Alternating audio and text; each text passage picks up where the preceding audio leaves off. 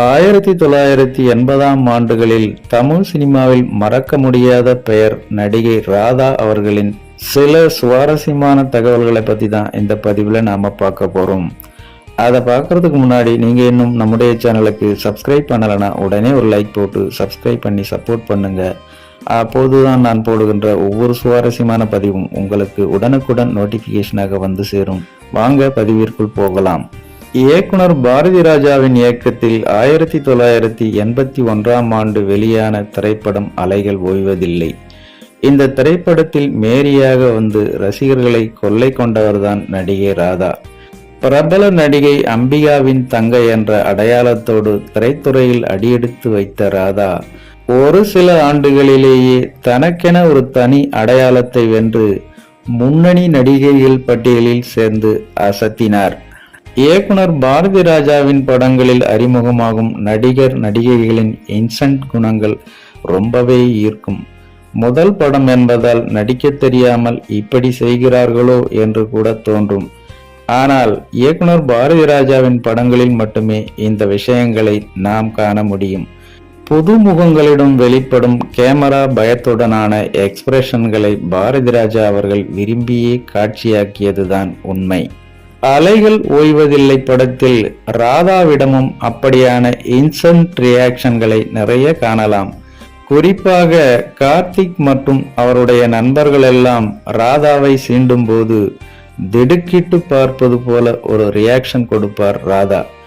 மிரண்ட விழிகளும் மெலிதாய் திறந்த இதழ்களுமாக அந்த ரியாக்ஷனை கொடுக்கும் ஒவ்வொரு இடத்திலும் ராதாவிடம் கியூட்னஸ் பொங்கி பிரவாகமாக ஓடும்.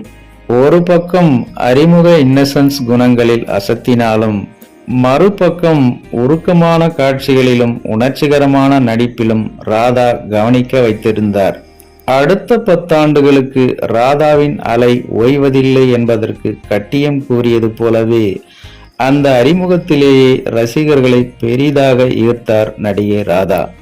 நடிகை ராதாவின் திரை வாழ்க்கையை முதல் மரியாதை படத்திற்கு முன் பின் என 2ஆக பிரிக்கலாம். அதாவது பதின்மத்தின் தொடக்க வயதிலேயே நடிக்க வந்துவிட்டவர் ராதா. ஆரம்ப நாட்களில் அந்த பதின்ம வயது தோற்றத்திற்கு ஏற்ப நிறைய காதல் கதைகளில் நாயகியாக நடித்து கொண்டிருந்தார். குறிப்பாக தன்னுடைய முதல் ஜோடியான கார்த்திக்குடன் கண்ணே ராதா, நேரம் வந்தாச்சு, வாலிபமே வா வா மற்றும் இளம் ஜோடிகள் என தொடர்ச்சியாக நடித்து கொண்டிருந்தார். அதுபோலவே சிம்ம சொப்பனம், நீதியின் நிழல், முத்து எங்கள் சொத்து உள்ளிட்ட பிரபுவின் ஆரம்ப காலகட்ட படங்களில் பிரபுவுக்கு அதிக படங்களில் ராதாவே ஜோடியாக நடித்து கொண்டிருந்தார். இவர்களை தவிர சுரேஷ், மோகன் என்று அன்றைய இளம் கதாநாயகர்கள் தொடங்கி சூப்பர் ஸ்டார் ரஜினிகாந்த், உலகநாயகன் கமலஹாசன், நடிகர் சிவகுமார் உள்ளிட்ட உச்ச நட்சத்திரங்களின் பல படங்களில் ராதாவின் கொடியே உயர பறந்தது. முதல் மரியாதை திரைப்படத்திற்கு முன் என்ற இந்த முதல் பாதையில்தான் தமிழில் அதிகமான படங்களில் ராதா நடித்து கொண்டிருந்தார். நடிகை ராதாவின் பீக் பீரியட் என்று கூட அதை சொல்லலாம். ஆனாலும் அவற்றில் பெரும்பாலான திரைப்படங்கள் வழக்கமான தமிழ் சினிமா டெம்ப்ளேட்டில் இயங்குபவையாக இருந்ததால் ராதாவின் கணக்கில் வெறும் எண்ணிக்கைகளுக்கான படங்களாகவே அவை அமைந்தன. எங்கேயோ கேட்ட குரல், ஆனந்த ராகம், காதல் ஓவியம் போன்ற சொற்ப எண்ணிக்கையிலான படங்கள்தான் ராதாவிற்கு நடிப்பில் சொல்லிக் கொள்ளும்படியான கதாபாத்திரங்கள் இந்த முதல் பாதியில் அமைந்தன. இப்படி ஒரு சூழலில்தான் 1985ஆம் ஆண்டு முதல் மரியாதை என்ற திரைப்படம் வருகிறது. தனது குருநாதர் இயக்குனர் பாரதி ராஜாவின் இயக்கத்தில் ராதா நடிக்கும் 5வது படம் அது. பரிசில்கார குயிலாக சிவாஜி என்கின்ற நடிப்பு பல்கலைக்கழகத்தோடு நடிக்கிறோம் என்கின்ற எந்த பதற்றமும் இல்லாமல் கிராமத்து பரிசில்காரி குயிலாக வாழ்ந்து காட்டியிருந்தார் ராதா.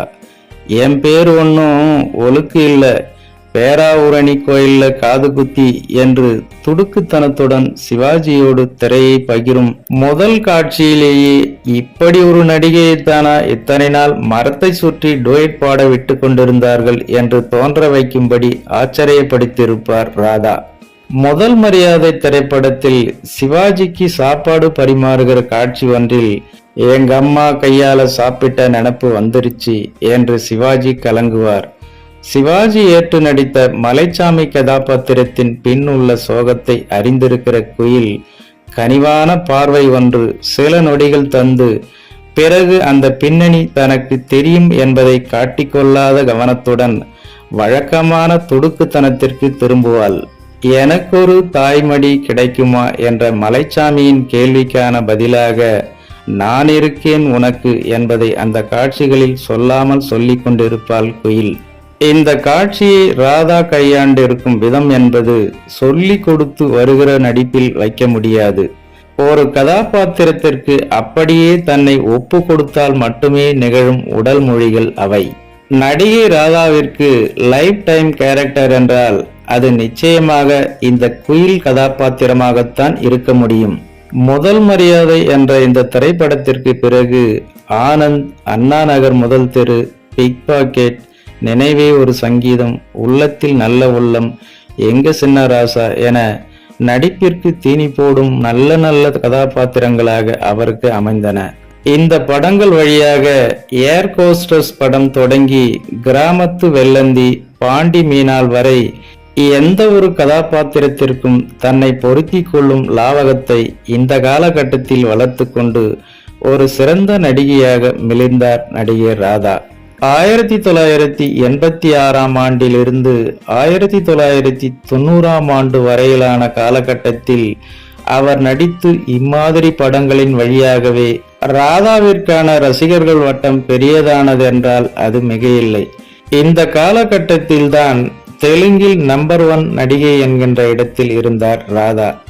அப்போது வருடத்திற்கு சில படங்கள் என்று தமிழில் நடித்து கொண்டிருந்தார். தெலுங்கு பக்கம் சென்ற பின்னர்தான் ஒப்பனைகளிலும் நிறைய மாற்றங்கள் செய்து ஒரு பேரழகியாக தன்னுடைய தோற்றத்திலும் பெரிய சேஞ்ச் ஓவரை காட்டினார் ராதா. குறிப்பாக இயக்குனர் ஆர் சுந்தரராஜன் படங்களில் வரும் ராதா ரொம்ப ஸ்பெஷலாக தெரிவார். அம்மன் கோயில் கிழக்காலை என்ற திரைப்படத்தில் பூவை எடுத்து ஒரு மாலை தொடுத்து வச்சனே என் சின்ன ராசா, மெல்ல திறந்தது கதவு என்ற திரைப்படத்தில் ஒரு சனம் தூங்கிருச்சி, ஊத காத்தும் அடிச்சிருச்சி, பாவி மனம் தூங்கலையே, இது போன்ற பாடல்களிலெல்லாம் முகபாவங்களிலேயே இத்தனை அழகிய கவர்ச்சியை காட்ட இயலுமா என்பது போல உச்சமான அழகில் வசீகரித்திருந்தார் ராதா. சூப்பர் ஸ்டார் ரஜினிகாந்தோடு நான் மகான் அல்ல, சிவப்பு சூரியன், துடிக்கும் கரங்கள், பாயும் புலி, எங்கேயோ கேட்ட குரல் என்று ஆரம்ப காலகட்டத்திலேயே ஜோடியாக நடித்து விட்டார் என்றாலும் இயக்குனர் ஆர் சுந்தரராஜனின் ராஜாதி ராஜா படத்தில் மீனம்மா மீனம்மா பாடலில் வந்த ராதாதான் ரஜினிக்கு ஏற்ற ஜோடியாக தெரிந்தார். 1980ஆம் ஆண்டு காலகட்டத்தில் ரஜினி, கமல் உள்ளிட்ட அனைத்து முன்னணி கதாநாயகர்களோடும் ஒன்றுக்கு மேற்பட்ட படங்களில் ஜோடியாக நடித்தவர் ராதா. ராதாவின் திரைவாழ்வில் முதல் பாதியில் கார்த்திக்கும், இரண்டாவது பாதியில் விஜயகாந்தும் திரையில் அவருக்கு தி பெஸ்ட் ஜோடியாக தெரிந்தனர் என்றே சொல்லலாம். ராதா நடித்து கொண்டிருந்த நாட்களில் சக்சஸ்ஃபுல் கதாநாயகிக்கான காலம் என்பது அதிகபட்சம் 10 ஆண்டுகளாக இருந்தது. ராதாவும் மிகச்சரியாக தனது திரைவாழ்வின் 10வது ஆண்டில், அதாவது 1991ஆம் ஆண்டு திரைத்துறையில் இருந்து விலகினார். அந்த வருடத்திலும் கூட சிகரம், மறுபக்கம் போன்ற நல்ல திரைப்படங்களில் கனமான கதாபாத்திரங்களில் நடித்திருந்தார். இந்த படங்களில் அவரின் முதிர்ச்சியான நடிப்பினை பார்த்தபோது இன்னும் நடித்திருக்கலாமே என்ற எண்ணத்தை ரசிகர்களுக்கு கொடுத்திருந்தார். இப்படியாக நல்ல வாய்ப்புகள் இருக்கும்போதே கௌரவமாக விலகி சரியான வயதில் திருமண பந்தத்திலும் நுழைந்து ஒரு குடும்ப தலைவியாகவும் வெற்றிகரமாக வலம் வருகிறார் நடிகை ராதா.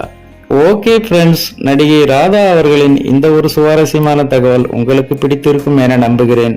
மேலும் இது போன்ற வேறொரு சுவாரஸ்யமான தகவலுடன் சந்திக்கலாம். அதுவரை உங்களிடமிருந்து விடைபெறுவது I am C. Ilango. Thanks for watching. See you later. Bye bye.